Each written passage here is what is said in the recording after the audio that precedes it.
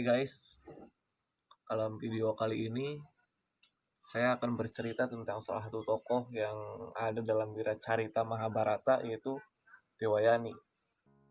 Nah, pada suatu hari Dewayani pergi mandi bareng sama Sarmista dan teman-temannya dan para dayang-dayangnya. Sarmista ini anak dari Raja Brihaspara, raja dari kerajaan tempat Dewayani dan Mahaguru Sukra tinggal. Pas lagi mandi, ada angin tuh bertiup kencang. Nah, si baju mereka itu berterbangan, akhirnya berai dan jadi satu tumpukan. Karena buru-buru, si Sarmista nggak sengaja nih pakai baju punya Dewayani. Nah, Dewayani yang ngeliat Sarmista pakai bajunya nyindir, nggak pantas anak seorang murid kok pakai baju anak gurunya. Nah, Sarmista kesinggung nih sama kata-kata si Dewayani, walaupun sebenarnya nggak bermaksud buat ngehina Sarmista, cuma Sarmista malah jadi kepancing emosinya dengan kata-kata itu. Akhirnya dia bilang tuh ke si Dewayani, apanya orang jelas-jelas tiap hari bapak kamu itu ngemis ke bapak saya yang raja. Bapak kamu tuh cuma badut penyanyi, tahu nggak sih? Sakit hati tuh Dewayani diomong kayak gitu. Udah ngomong gitu, Sarmista langsung tuh nampar si Dewayani sampai Dewayani jatuh ke dalam parit yang dalam. Pulang tuh Sarmista, Dewayani kebingungan kan, dalam parit dia nggak bisa keluar. Terus dia juga sakit hati sama kata-kata yang dilontarin sama Sarmista dan penghinaan yang dia terima di depan dayang-dayang istana.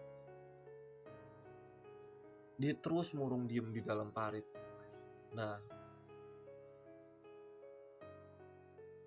gak lama datang nih ada seorang raja namanya Yayati. Nah, Yayati ini lagi berburu dan dia kehausan. Dilihatnya ada parit, dia niatnya mau minum tuh dari parit itu, dan dilihatnya ada seorang wanita yang sangat cantik sedang duduk murung di situ. Nah, akhirnya ditanya tuh, kamu siapa? Kok bisa ada dalam parit ini? Diceritain tuh sama Dewayani. Akhirnya, yaudah sini saya bantu naik. Dibantu naik tuh. Nah, Dewayani udah sejak saat itu udah mulai ada perasaan nih ke Yayati, karena emang dia punya paras yang hampir bisa dibilang mirip sama kaca dan tutur katanya lembut. Ditambah lagi dia seorang pangeran dari kerajaan yang besar. Dia raja dari dinasti Soma atau Chandra. Nah, setelah itu kan nggak pulang-pulang nih si Dewayani. Mahaguru Sukra khawatir nih. Akhirnya dia nyuruh para prajurit buat nyari Dewayani. Ketemu tuh Dewayani lagi bersandar di dekat di pohon dekat parit itu.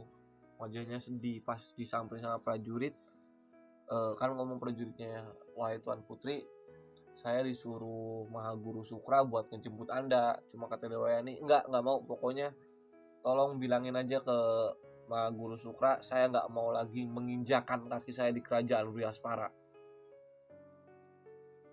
Balik lagi tuh prajuritnya ngelapor ke Mahaguru Sukra. Mendengar itu, bertanya-tanya dong Mahaguru Sukra, kenapa nih bocah kok tiba-tiba marah-marah? Disamperin lah ke sana.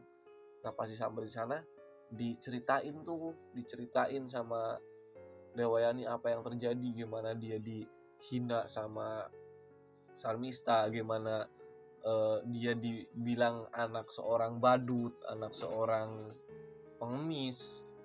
Karena emang sebagai seorang Brahmana, ya itu emang hal yang wajar meminta ke para raja atau kasta-kasta lainnya, ke orang-orang lainnya. Karena emang kalau dalam ajaran Hindu, perbuatan itu dianggap baik, sebuah perbuatan yang baik, dan dan sudah sewajarnya. Nah di situ nasehatin tuh si Mahaguru Sukra, udah sih, orang yang keren itu orang yang bisa menerima dan rela pada setiap hinaan yang diterima.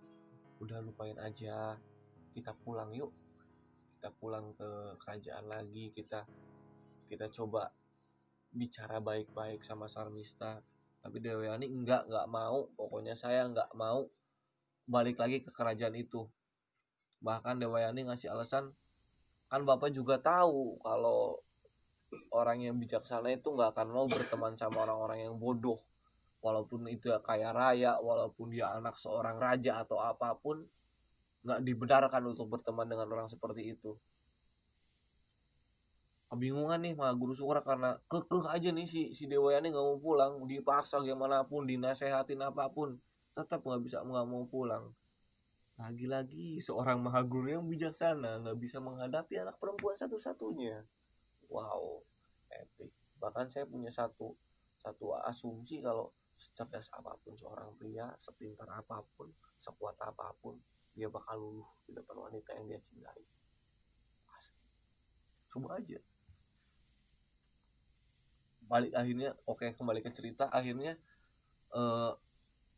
Mahaguru Sukra pulang ke kerajaan dan langsung nemuin si Wiraspara. Wiraspara, gara-gara ulah anakmu, anak saya nggak mau pulang ke kerajaan ini karena anak saya itu yang paling penting buat saya. Akhirnya sekarang saya akan pergi ninggalin kerajaan kamu. Langsung ketakutan tuh si Raja Wiraspara. Raja Wirasparwa itu langsung ketakutan. Wih guru, jangan dulu. Soalnya kalau misalkan Resi Sukra pergi dan bergabung, apalagi sampai bergabung dengan para dewata, udah pasti hancur kerajaannya, diserbu sama para dewata. Jangan sampai nyembah Raja Wirasparwa itu, sampai dia bilang kalau Mahaguru Sukra pergi, saya akan menceburkan diri saya ke dalam api. Akhirnya Mahaguru Sukra yang bijaksana, yaudah kita kasih pilihan nih, kita kasih kesempatan nih buat kamu biar saya nggak pergi. Pokoknya gimana caranya kamu harus bisa ngebujuk anak saya biar bisa pulang lagi ke sini. Soalnya kalau misalkan anak saya nggak mau pulang, saya juga nggak akan mau di sini. Saya akan mengikuti anak saya kemanapun dia pergi. Disamperin lah Raja Wiraspara bareng Sarmista, nyamperin Dewayani. Nah di situ Dewayani sama Sarmista minta maaf, dan emang Sarmista juga menyesal sama apa yang udah dia lakuin ke Dewayani, sahabatnya sendiri.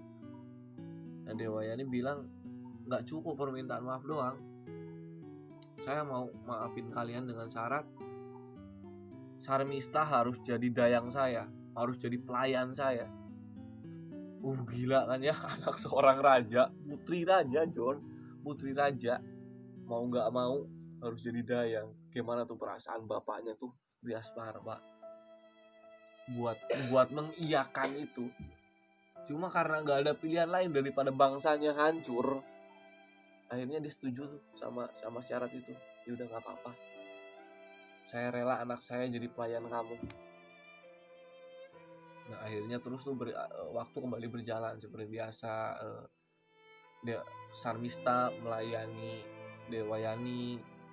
Nah pada suatu hari ketemu lagi nih si Yayati sama Dewayani. Nah di situ langsung tuh Dewayani bilang ke Yayati, Yayati, sekali lagi saya minta kamu buat nikahin saya suka sama kamu. Nah Yayati bilang karena dia yang seorang satria, kan emang ada aturan bahwa seorang wanita dari kasta Brahmana nggak boleh nikah sama laki-laki dari kasta satria atau yang lainnya. Cuma karena karena Dewayani suka, dan sebenarnya Yayati juga suka sama Dewayani, nggak mungkin dia bisa nolak, dan ya otomatis dong John, Dewayani itu cakepnya parah, anak seorang dewi loh, anak seorang dewi. Akhirnya Mbak Guru Sukra ngizinin tuh, yaudah pengecualian buat kalian nggak apa-apa, so kalian nikah tuh Yayati sama Dewayani, nikah punya anak 3. Nah suatu hari Sarmista ngerayu Yayati pas lagi Yayati duduk di taman sendirian. Di situ aku lagi sepoi-sepoi sendirian, ada suara air, bunga-bunga mawar berterbangan, dan wow, Sarmista datang sambil merayu Yayati, ya buaya dikasih ikan, siapa yang mau nolak. Akhirnya melakukan hubungan lah, selingkuh sama Sarmista, sampai akhirnya punya anak 3. Ketahuan tuh perselingkuhan antara Yayati dengan Sarmista. Marah otomatis Dewayani, monyet ini berani-beraninya kamu selingkuh dari saya. Ngadu tuh ke bapaknya, Pak, Yayati selingkuh gini sambil nangis itu sama Sarmista lagi, yang seorang pelayannya sendiri.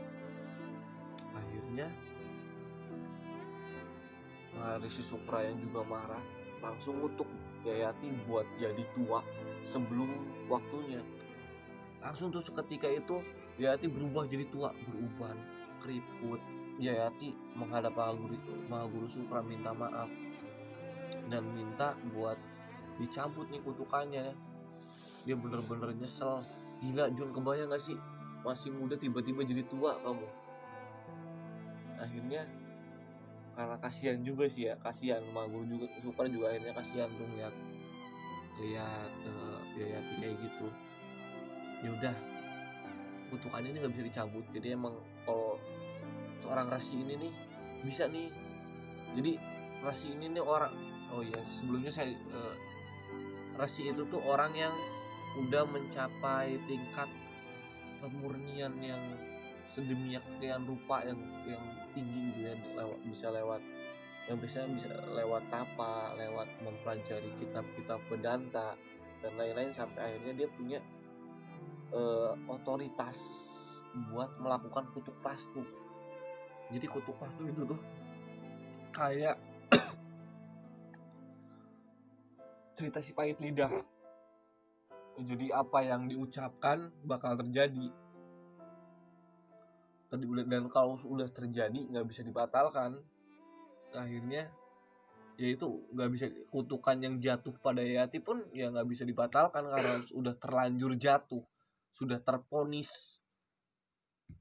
Akhirnya ngasih keringanan lah ya Maha Guru Sukra. Udah, ini kutukan nggak bisa dicabut, tapi kamu bisa menukarkannya.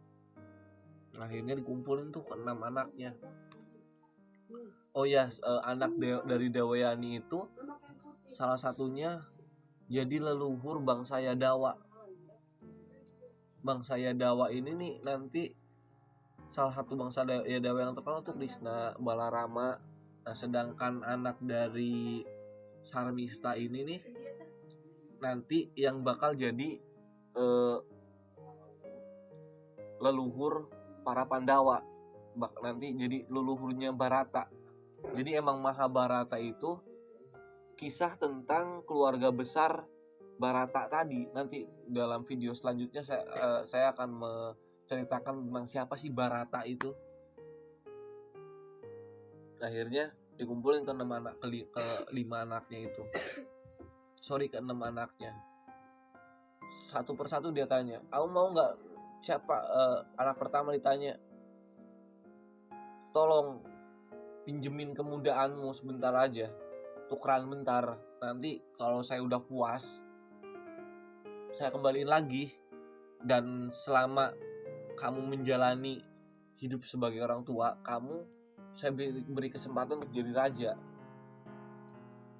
Nggak ada yang mau tuh. Gila aja, siapa yang mau jadi raja atau mau jadi orang kaya, atau kalau harus hidup jadi orang tua yang nggak bisa ngapa-ngapain, ya apa gunanya kekayaan itu? Nggak ada yang mau intinya ya. Nggak ada yang mau. Anak pertama nggak mau, anak kedua nggak mau, anak ketiga, keempat, kelima, Nah keenam nih si Puru nih, anak dari Sarmista, ada namanya si Puru yang bungsu. Nah si Puru oke dengan senang hati, Pak nggak apa-apa terpinjemin nih kemudahan saya nih, emang bener-bener anak yang berbakti nih si Puru ini nih. Dipeluk tuh langsung sama Yayati karena saking senengnya. Seketika itu juga langsung si Yayati jadi muda lagi, si Puru yang jadi tua.